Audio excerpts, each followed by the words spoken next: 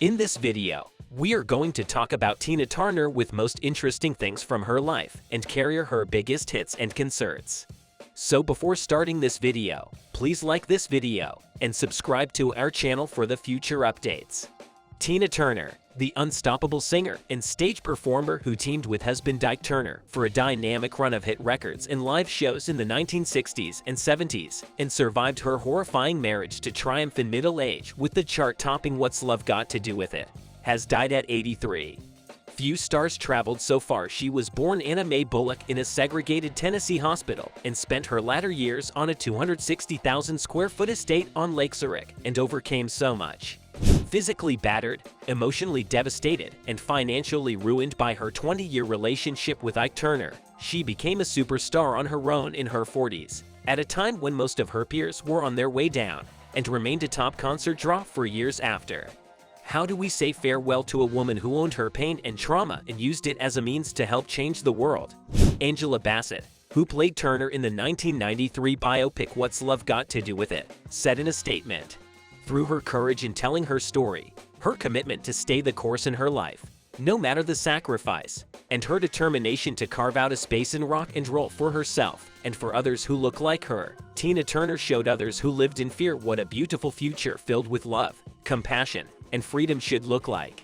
Her trademarks were her growling contralto, her bold smile and strong cheekbones, her palette of wigs, and the muscular, quick-stepping legs she did not shy from showing official.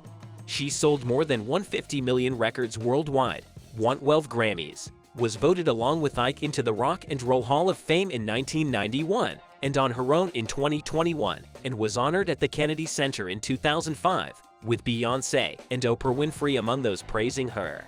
Her life became the basis for a film, a Broadway musical, and an HBO documentary in 2021 that she called her public farewell. Until she left her husband and revealed their backstory, she was known as the voracious onstage foil of the steady-going Ike, the leading lady of the Ike and Tina Turner Revue. Ike was billed first and ran the show, choosing the material, the arrangements, the backing singers. They toured constantly for years, in part because Ike was often short on money and unwilling to miss a concert. Tina Turner was forced to go on with bronchitis, with pneumonia, with a collapsed right lung. Turner was among the first celebrities to speak candidly about domestic abuse, becoming a heroine to battered women and a symbol of resilience to all. Ike Turner did not deny mistreating her, although he tried to blame Tina for their troubles. When he died, in 2007, a representative for his ex-wife said simply, "Tina is aware that Ike passed away." Ike and Tina fans knew little of this during the couple's prime. The Turners were a hot act for much of the 1960s and into the 1970s, evolving from bluesy ballads such as A Fool in Love and It's Going to Work Out Fine to flashy covers of Proud Mary and Come Together and other rock songs that brought them crossover success. They opened for the Rolling Stones in 1966 and 1969 and were seen performing a lustful version of Otis Redding's I've Been Loving You Too Long in the 1970 Stones documentary Gimme Shelter. Lawrence Fishburne and Angela Bassett gave Oscar-nominated performances as Ike and Tina in the 1993 movie What's Love Got to Do With It, based on Tina, but she would say that reliving her years with Ike was so painful she couldn't bring herself to watch the movie. Rock stars helped bring her back.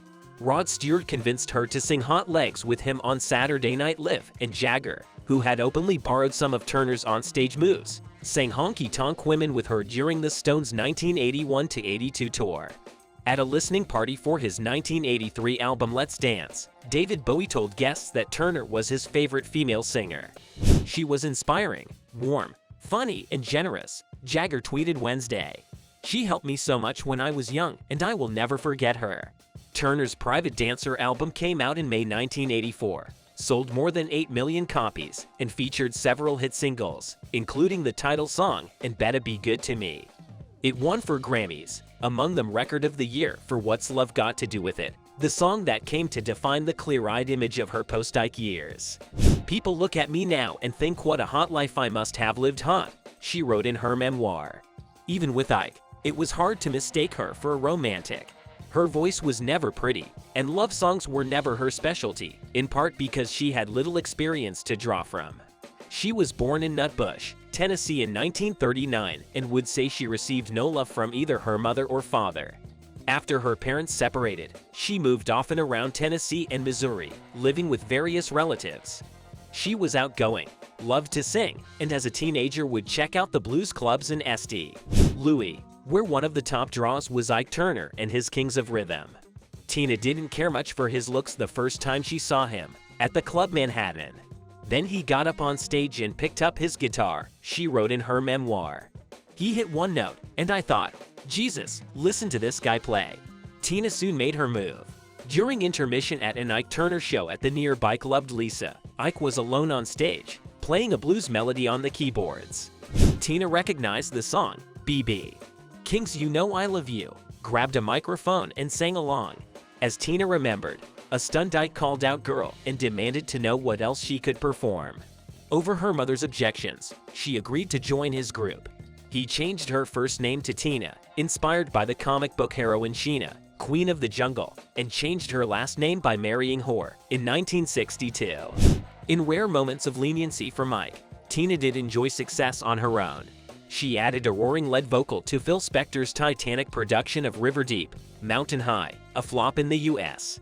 When released in 1966, but a hit overseas and eventually a standard.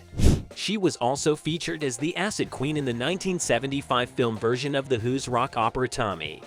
More recent film work included Mad Max Beyond Thunderdome and a cameo in What's Love Got to Do with It.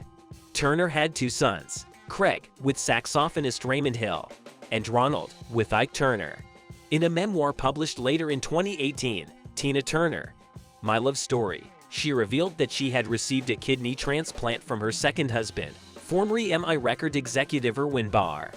Turner's life seemed an argument against marriage, but her life with Barr was a love story the younger Tina would not have believed possible.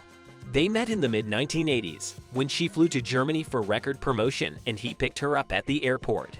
He was more than a decade younger than her, the prettiest face, she said of him in the HBO documentary, and the attraction was mutual. She wed Bod in 2013, exchanging vows at a civil ceremony in Switzerland. What do you think of our video? Let me know in the comment section below. If you enjoyed this video and wanted to hear from me again, be sure to hit that subscribe button before you go. Thanks for watching.